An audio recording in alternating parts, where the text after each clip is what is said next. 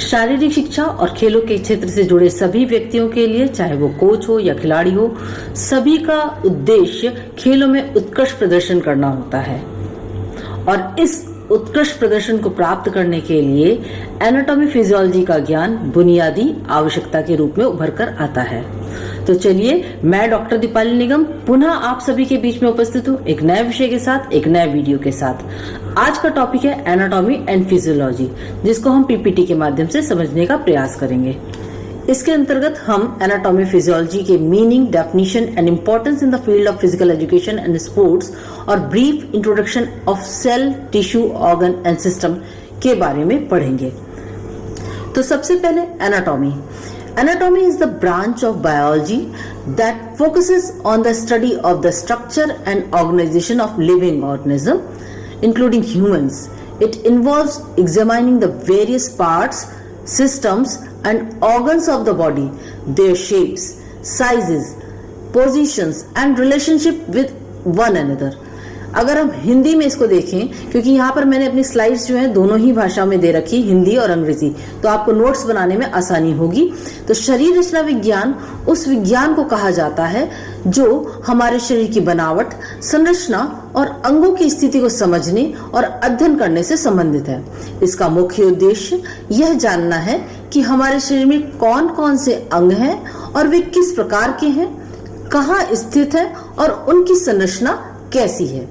उदाहरण के लिए हड्डियां, मांसपेशियां, नसें, रक्तवाहिनियां आदि हमारे शरीर की संरचना का हिस्सा हैं। शरीर रचना विज्ञान में यह भी देखा जाता है कि ये अंग किस प्रकार से एक दूसरे से जुड़े हुए हैं और वे कैसे एक दूसरे के साथ मिलकर कार्य करते हैं। Next, physiology. Physiology is the branch of the biology that focuses on the study of how living organisms function and the various processes that occur within the body. It encompasses the study of functions like metabolism, circulation, respiration and more. तो इसको हिंदी में समझते हैं। शरीर रचना विज्ञान के बाद शरीर क्रिया विज्ञान फिजियोलॉजी कहलाती है। जैसा कि हमने पढ़ा था कि शरीर रचना विज्ञान एनाटॉमी है, शरीर क्रिया विज्ञान फिजियोलॉजी है। शरीर क्रिया विज्ञान उस विज्ञान को कहा जाता है जो हमारे शरीर के अंगों के काम करने के तरीकों और उनकी कार्य प्रणाली का अध्ययन करता है। इसका मुख्य उद्देश्य यह समझना है कि शरीर के विभिन्न अंग और तंत्र किस प्रकार से कार्य करते हैं और एक दूसरे के साथ कैसे समन्वय करते हैं ताकि शरीर ठीक से काम कर सके।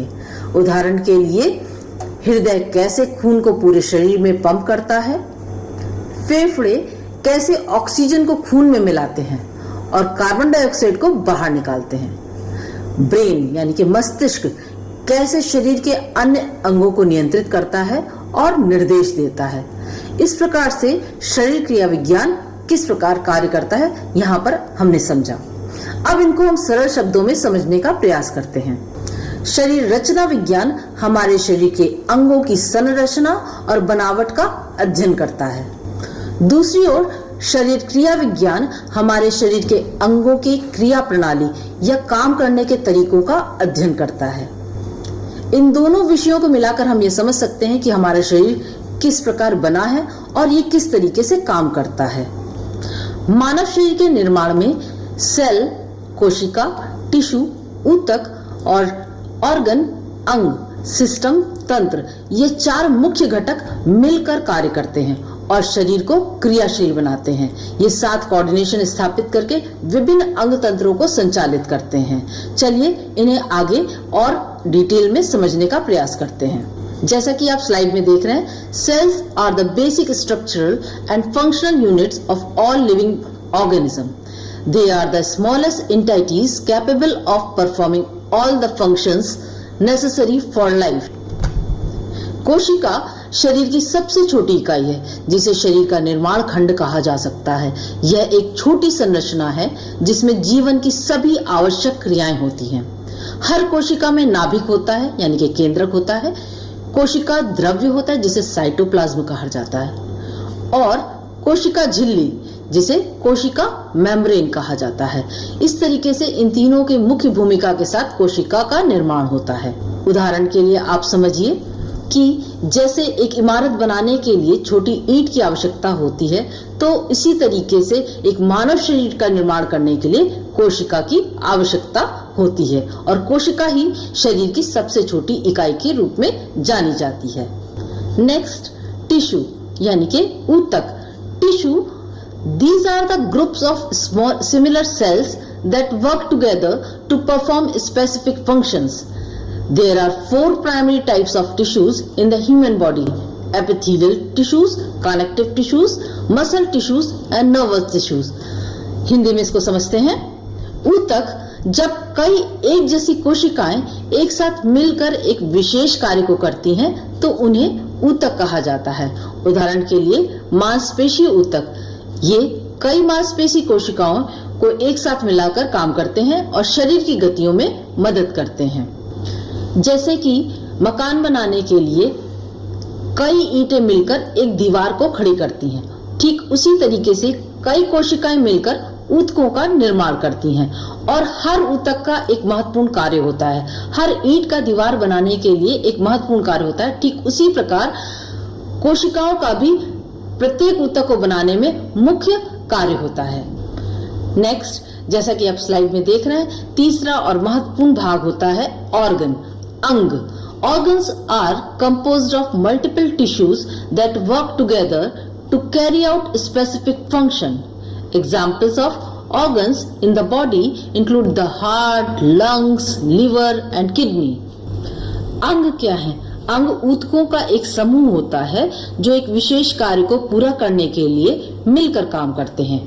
प्रत्येक अंग एक या एक से अधिक कार्यों के लिए जिम्मेदार होते हैं। जब विभिन्न प्रकार के ऊतक एक साथ मिलकर किसी एक विशिष्ट कार्य करने के लिए एक इकाई बनाते हैं तो उसे ऑर्गन कहा जाता है। उदाहरण के लिए मान लीजिए दीवारों, छतों और दरवाजों से मिलकर एक कमरा बनता है और यह एक कमरा किसी विशिष्ट उद्देश्य के लिए बनाया गया है, चाहे वो रसोई गृह हो, चाहे वो किचन हो, चाहे वो हमारा बेडरूम हो। इन सब से मिलकर उसका एक विशिष्ट कार्य हो जाता है। ठीक उसी तरीके से हमारे शरीर के जो ऊतक हैं वो किसी एक विशिष्ट अंग को बनाते हैं और उस अंग का काम एक विशिष्ट कार्य होता है। चाहे वो हृदय हो तो वो हृदय पंपिंग का कार्य करेगा, ब्रेन है तो ब्रेन अपने मस्तिष्क में मैसेजेस को रिसीव करने का काम करेगा। तो इस तरीके से देखा जाए हर एक अंग का एक विशिष्ट कार्य होता है। जैसे आप यहाँ देख सकते हैं स्लाइड में, हृदय रक्त को पंप करके पूरे शरीर में ऑक्सीजन और पोषक तत्व पहुंचाता है। फेफड़े यह ऑक्सीजन को शरीर में प्रवेश करने और कार्बन डाइऑक्साइड को बाहर निकालने का कार्य करते हैं। लीवर, जिगर जिसको बोलते हैं, यह शरीर के विषाक्त पदार्थों को निकालता है और प्रोटीन संश्लेषण का कार्य करता है और पाचन में मदद करता है। इस प्रकार से हर एक अंग का अपना एक विशिष्ट कार्य होता है। नेक्स्ट, सिस्टम्स, तंत्र। Systems are groups of organs that collaborate to perform complex physiological functions. The human body has several systems such as the cardiovascular system, respiratory system, muscular system and skeleton system. तंत्र या प्रणाली, system क्या है? यह अंगों का एक समूह होती है।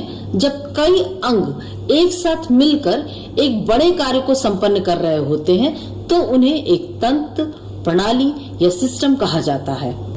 उदाहरण के लिए मान लीजिए अगर एक घर में कई सारे कमरे हैं, जैसे बेडरूम, ड्राइंग रूम, किचन, ये सब मिलकर घर को एक क्रियाशील, ये कार्यशील इकाई बना देते हैं, कार्यशील संरचना प्रदान कर देते हैं और यही एक तंत्र का काम करते हैं। इसी तरीके से हमारे कई अंग मिलकर एक तंत्र का निर्माण करते हैं और यह तंत्र किसी भी तरीके से हो सकता है, चाहे वो हृदय परिसंचरण तंत्र हो या तंत्रिका तंत्र हो या श्वसन तंत्र हो। यह एक पूरे तंत्र का निर्माण करते हैं और शरीर में कोई बड़ा कार्य कर रहे होते हैं। उदाहरण के लिए आप स्लाइड में देख सकते हैं, हृदय, रक्त वाहिनियां और रक्त मिलकर परिसंचरण तंत्र बनाते हैं, यानी कि सर्कुलेटरी सिस्टम को बनाते हैं जो शरीर में रक्त का प्रवाह सुनिश्चित करता है। नेक्स्ट स्लाइड में देखते हैं कि ये तंत्र एक दूसरे से मिलकर किस तरीके से कार्य करते हैं और ये एक दूसरे से कैसे जुड़े हैं। जैसे कोशिका ऊतक से जुड़ी है, एक कोशिका मिलकर कई ऊतकों का निर्माण करती हैं। ऊतक अंग से जुड़े हैं और अलग अलग ऊतक मिलकर एक अंग बनाते हैं। अंग तंत्र को बनाते हैं, कई अंग मिलकर एक तंत्र का निर्माण करते हैं। उदाहरण के लिए परिसंचरण तंत्र, सर्कुलेटरी सिस्टम, इसमें कोशिकाएं जैसे रक्त कोशिकाएं मिलकर ऊतक यानी कि रक्त ऊतक जैसे बनाती हैं। यह ऊतक मिलकर अंग बनाते हैं जैसे हृदय और रक्त वाहिनियां बनाते हैं और ये अंग मिलकर एक तंत्र परिसंचरण तंत्र बनाते हैं जो पूरे शरीर में रक्त और ऑक्सीजन का वितरण करता है।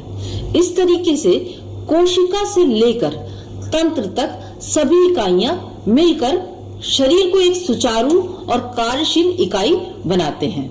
जैसे ईंट, दीवारें, कमरे मिलकर एक घर का, एक मकान का निर्माण करते हैं, उसी तरीके से कोशिका, ऊतक, अंग और तंत्र मिलकर एक मानव शरीर का निर्माण करते हैं। इन सभी की जानकारी रखना शारीरिक शिक्षा और खेलों के क्षेत्र से जुड़े लोगों के लिए कई कारणों से महत्वपूर्ण है। आइए इन्हें बिंदुवार उदाहरणों के माध्यम से जानने का प्रयास करते हैं। शरीर रचना विज्ञान और शरीर क्रिया विज्ञान का महत्व। जब आप शरीर के अंगों के और उनकी कार्यप्रणाली को समझते हैं तो आप ये जान पाते हैं कि शरीर कैसे काम करता है और यह ज्ञान शारीरिक गतिविधियों और खेलों में प्रदर्शन को बढ़ाने के लिए आवश्यक है। उदाहरण के लिए एक एथलीट को यह जानना बहुत जरूरी है कि मसल टिश्यू किस प्रकार से कार्य करते हैं ताकि वह अपनी गति और शक्ति को बढ़ा सके। ठीक उसी तरीके से एक कोच के लिए यह जानना बहुत आवश्यक है कि खिलाड़ी के अंग तंत्र किस प्रकार काम कर रहे हैं, उसकी ऊतक, उसकी मांसपेशियां किस प्रकार से कार्य कर रही हैं और हड्डियों की संरचना को इसलिए और जानना जरूरी होगा, हड्डियों के ज्ञान को उसको जानना इसलिए और जरूरी है कि खिलाड़ी के परफॉर्मेंस को वो सही तरीके से निकलवा सके और तकनीकों का ज्ञान सही प्रकार से उन्हें देख सके। और दूसरी बात, सबसे और महत्वपूर्ण बात होती है कि चोटों के जोखिम को कम करने में यह ज्ञान बहुत ही जरूरी होता है। तो इस प्रकार से खिलाड़ी और कोच दोनों की ही दृष्टि से एनाटॉमी और फिजियोलॉजी का ज्ञान अति आवश्यक है। नेक्स्ट, चोटों की रोकथाम और उपचार। शरीर के अंगों की संरचना और कार्यप्रणाली की जानकारी होने से चोटों से बचाव और उनके उपचार में मदद मिलती है। उदाहरण के लिए अगर एक खिलाड़ी को यह पता हो कि उसके घुटनों की संरचना या जोड़ों का प्रकार किस तरीके से व्यवस्थित है तो वह उसे सुरक्षित रखने के लिए सही तरीके से व्यायाम करेगा, सही तरीके से अभ्यास करेगा। ठीक उसी तरीके से यदि अगर खिलाड़ी कोई घायल हो जाता है मैदान में तो कोच को उसको ठीक करने के लिए उपचार के तरीकों का भी पता होना चाहिए कि चोट किस प्रकार की है और उसे किस प्रकार से ठीक किया जा सकता है। जैसे कि राइस का एप्लीकेशन, राइस जैसे कि आपने फिजियोथेरेपी में पढ़ा है, rest, ice, compress and elevation, इन तकनीक का उपयोग वह कैसे कर सकता है। इस प्रकार कोच और खिलाड़ी दोनों को ही एनाटॉमी और फिजियोलॉजी का ज्ञान होना अति आवश्यक है। नेक्स्ट, प्रदर्शन और प्रशिक्षण को अनुकूलित करना।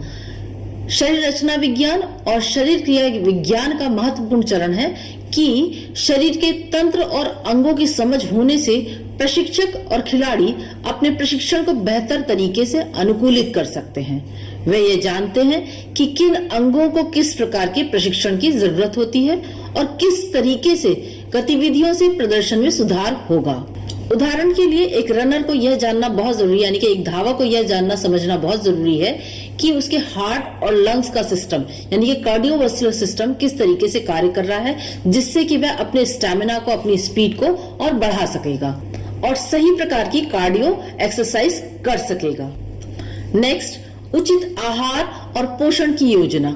शरीर के अंगों और तंत्रों के सही काम करने के लिए उचित आहार और पोषण की योजना बनाना जरूरी है।